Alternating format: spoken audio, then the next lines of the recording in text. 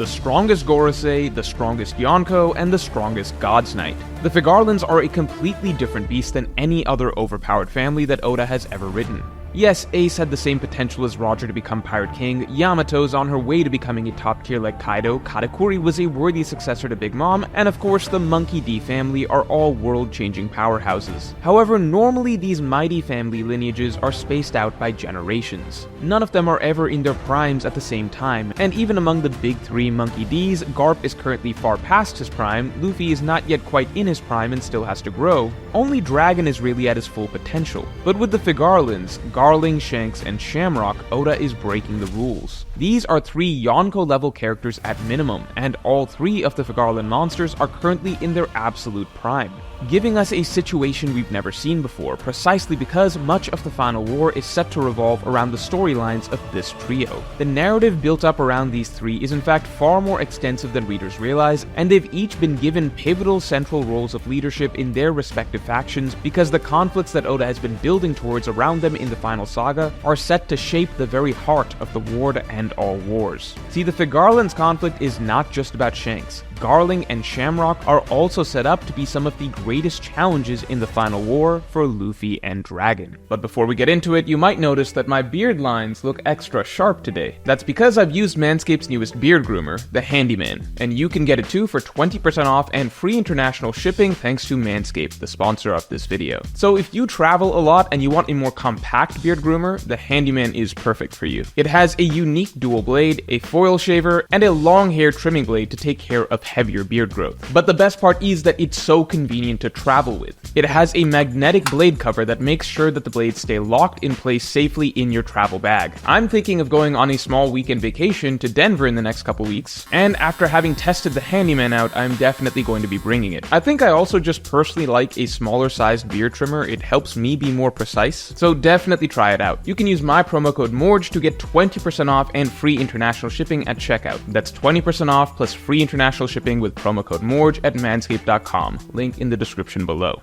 So when looking at Garling and Shamrock, the biggest thing that stands out in terms of how they affect the story is that they are 2 endgame threats being revealed precisely because we need stronger and stronger villains as we approach the climax of the story. Whether or not Emu or Blackbeard is the final villain, the final war in general will be largely against the world government, which is of course the great empire of evil that must be overthrown in order to bring the dawn of the world. And what's become very clear is that the Marines were just the tip of the iceberg of this empire. At the end of the day, the real villains are the Celestial Dragons. That's why the Gorosei have been revealed to be so monstrously powerful. That's why the Seraphim are established to be about to evolve into the ultimate beings. And that's why the Celestial Dragons' true military force, the God's Knights, are now being revealed, all at a time that the top Marines are being made to look either weak, rebellious, or emotionally conflicted. If the Celestial Dragons are the final force that must be defeated, it must be understood that the strongest Gorosei and the strongest God's Knight are being introduced to us at this point to give us the most powerful endgame villains aside from Emu. And Oda always planned for them to be Shanks' father and brother precisely because at this point, this late in the game, only more Shankses can adequately make for an endgame challenge that tops the previous threats like Kaido and Big Mom. To understand what I mean, at the start of this video, I stated that Shanks' father, Figarland Garling, the legendary champion of God Valley, is now back in his prime. And that's actually not quite true.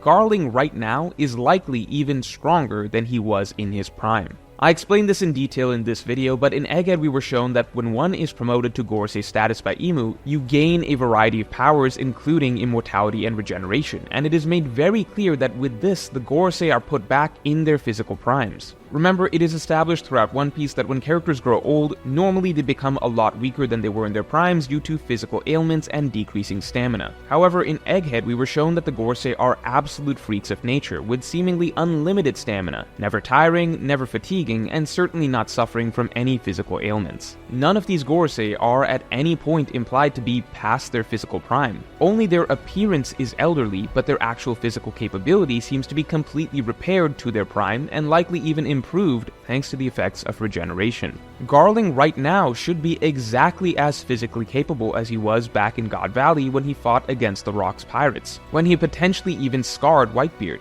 and in fact Garling may currently even be in better physical condition, considering he may now have limitless stamina. More importantly, he is now also nearly immortal, with seemingly infinite regeneration, and to top it all off, he likely has an extremely broken mythical Zoan like the rest of the Gorosei. Altogether, it seems that Oda created him precisely to be a late-game introduction as the strongest Gorosei, essentially Imu, God's right hand. Oda has been clearly portraying Garling as such in relation to the other Gorosei, and Garling was the only Gorosei featured in the spread of all major characters. On top of this, a particularly interesting parallel that supports Garling's position as the strongest of the Gorosei is that if we look at the previous two parallels to Imu in the story, Enel and Doflamingo, the god figures of arcs past, we can see that they also had their own versions of the Gorosei, Enel's priests and Doflamingo's seats, and in both of these groups, Oda wrote their strongest member to be a stoic warrior in sunglasses. Garling is essentially set to play the same role as Virgo or Ohm, as God's strongest soldier.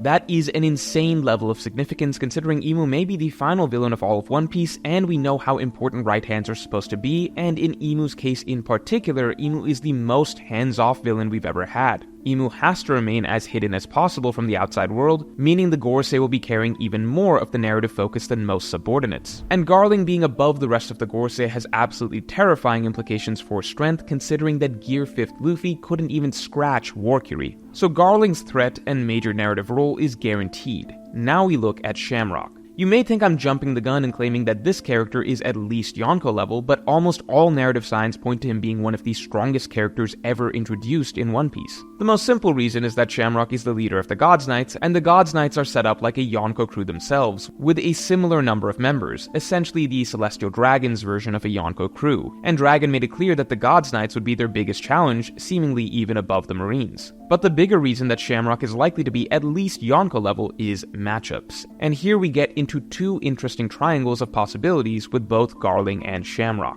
To begin with, Shamrock is set to be either the final battle for Shanks or the main opponent for Luffy in the Elbaf arc. These are really the only two options for this character. To understand what I mean, if we look at Shanks first. What Shanks has been lacking so far in the story has been a clear, meaningful opponent for the final saga. We all know that Shanks is likely to ultimately lose to Blackbeard. However, while that is the end of the road for Shanks, before that, we can expect Shanks to actually have a legitimate battle against a strong opponent where he can get a win. That should go without saying considering just how important Shanks is to Oda and to the story in general. This is literally the character Oda began One Piece with in Chapter 1, who launched the entire narrative. The character that Oda outright stated would be the herald of the final war in the story. The character that has repeatedly been Oda's go-to for hype flex moment after hype flex moment throughout One Piece, while still always holding back across 1100 chapters. The character that they literally made an entire movie about. There is no chance that Shanks' first actual fight is just him losing to Blackbeard. But the problem we hit was that Shanks had so much build-up and so much strength attached to him that we reached a point where there were no longer any villains that were challenging enough and narratively fitting enough for him to defeat in a fight before Blackbeard. Any excitement for Shanks versus an admiral went out the window the moment Shanks made Green Bull shit his pants just from feeling Shanks' hockey. The heavily anticipated battle between Shanks and Kid turned out to not be a fight so much as just a basic one-shot. And now that Shanks' hockey is being compared to Joy Boy himself after Joy Boy's hockey just overwhelmed all the Gorosei at once, there really didn't seem to be any villain on the horizon who can legitimately give this character a fight. But that's why, as it turns out, the simple plan all along was make Shanks fight another Shanks. The simple fact that Shamrock was conceived and introduced to the story as a character means that Shamrock is incredibly strong. Because if Shamrock is set to be Shanks' final fight, then Shamrock simply has to be extraordinarily powerful to finally give Shanks an actual challenge and meaningful victory in the final war. That would mean Shamrock has to be at least Yonko level, as anything below that really won't cut it. Now on the flip side, it's possible that Shanks won't fight Shamrock, but will rather fight his father Garling instead. There are obvious narrative ties for Shanks to both. Shanks having to defeat his evil brother, or defeating his evil father, either could work, and as we've discussed, Garling is already set up to be an absolute monster. A never-before-seen amalgamation of abilities in One Piece that should put him above any of the Yonko that we've gone up against so far. However, there are also some parallels going on at the moment in the framing between Dragon and Garling. So far, any chapter where Garling is featured, we also see Dragon as well, suggesting that Oda is building these two characters up side by side. This would make sense, as we all know Dragon needs his own top-tier opponent amidst all this at some point. And Dragon is the one character in the story that Oda has been saving for by far the longest. He is the only character out of all major long-running characters who has yet to fight at all, suggesting that Dragon may be an even bigger deal than Shanks in the grand scheme of things. As Dragon is at the head of the revolution, at the very least he needs some major victory against the Celestial Dragon's side, and so the strongest Gorosei would make for the best option on paper, assuming that Imu himself is reserved for Luffy. So for Garling, we can see either his final role being Dragon's ultimate opponent to give Dragon a fitting win against the Celestial Dragons, or we could see Garling being Shanks' opponent to connect Shanks' story back to his family. But first, we have the most beautiful travel posters we've ever made for you all this January. This month, you can get a fantastic watercolor imagining of Fishman Island, as well as Saboti Archipelago, Weatheria, and Elbaf Village from the Sun Realm. The posters are printed on matte paper, hand-cut by the artist himself, and you can get all 4 together for 50% off each poster. You can also still get the deluxe package if you want to appear on my streams, and in that case, you can choose any poster from 2024 as well. So if you want Fishman Island, Saboti, Weatheria, and Elbaf Village for your walls, just hit the link in the description below. All posters from 2024 will also be available in the complete original set bundle. Now, if Garling is meant for Shanks, then in that case that would mean that Shamrock is likely supposed to be Luffy's ultimate opponent in Elbaf instead. The Gods Knights have obviously established themselves as the primary antagonists of Elbaf, as they are aiming to conquer this land to add to the world government's power. Luffy always fights the main villain, and narratively having Luffy face off against an evil Shanks plays perfectly into Oda's narrative progression. As I explained in more detail in this video, Oda set up Luffy's journey to Pirate King in the New World to take place in steps. Luffy makes clear from the start of the New World that he aims to take down all 4 emperors: Big Mom, Kaido, Shanks, and Blackbeard. And so we see first in Whole Cake Island, Luffy takes on Big Mom. Then in Wano, Luffy defeats Kaido. Then in the upcoming arc of Laugh Tale, we can expect Luffy to defeat Blackbeard, leaving the current Elbaf arc with this gap that would naturally be filled by Shanks. But as we can expect, Luffy won't have any genuine animosity against Shanks. The cleanest way to fill this gap while still playing along with the pattern is by introducing a dark version of Shanks for Luffy to fight in this arc instead. And in this case, that still sets up Shamrock to be Yonko level at minimum, and most likely stronger than Kaido and Big Mom. Remember, Luffy's opponents have always scaled up throughout the New World so far to force Luffy to grow. And I'm not getting into the weeds of, but Luffy fought Kizaru after Kaido, as Egghead's finale was a totally unique scenario where Luffy was actually fighting a large variety of Admiral-level characters throughout the climax, often at the same time. Kizaru just happened to be one of these characters, but he wasn't even Luffy's final fight, and he certainly wasn't Luffy's primary focus in the climax. In terms of actual extended 1v1s against the main boss of the arc, as is One Piece tradition, Luffy's opponents throughout the New World have always progressed in difficulty in order to keep pushing Luffy to new levels. Caesar was Luffy's easy starting point, then Luffy was pushed to begin using Gear 5th against Doflamingo, then Luffy had to actually start improving his haki against Katakuri, and then Luffy had to improve his haki even further and awaken his Devil Fruit against Kaido, because each opponent was a new level of challenge. In Egghead, despite facing a variety of strong opponents and getting some more reps in with Gear 5th, Luffy didn't have a truly next level challenge that forced him to actually grow again.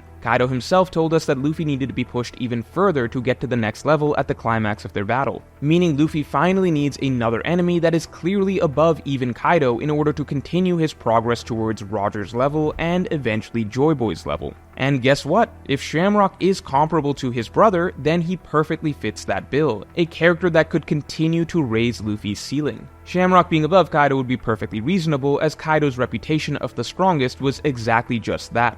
His reputation, not an official title given by the narrator, just Kaido's perception based on what the public thought. And what has to be remembered in One Piece is that the entire point hammered into our heads over and over again is that repeatedly, the general public of One Piece is almost always wrong about these things because they really don't know much. The moment Kaido fought to a draw with Big Mom, it became obvious that Kaido was never the strongest creature in the world or the best in a 1v1, any more than Nico Robin was a demon child who could destroy Buster Calls at 8 years old. Kaido had the best reputation of all known fighters in the One Piece world at the time. That's how Oda hyped him up for his arc, the Wano arc. But the reality that we've been shown since the Wano arc is that there is so much that the general public doesn't know, and that Oda's been saving all his hidden bosses for the endgame of the story. So naturally, characters like Kaido and Big Mom will be power creeped because that was always the plan. It's the same as has happened with every villain throughout the New World so far. So ultimately, Garling and Shamrock are both set to be absurdly strong endgame threats that Oda kept hidden for so long precisely because they were meant to be introduced late to raise the stakes. What if not one, but two evil versions of Shanks existed,